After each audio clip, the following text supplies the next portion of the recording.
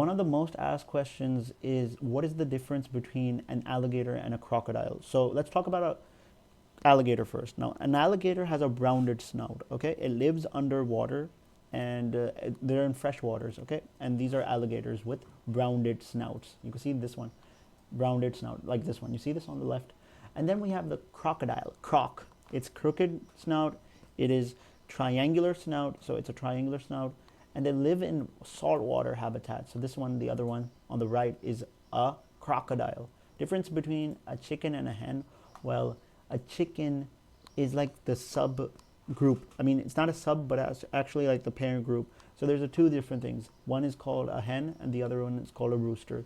The hen is a female chicken, and the rooster is a male chicken. Okay, and the whole species as a whole is called a chicken. So I hope you understood both of these two concepts. Okay, so now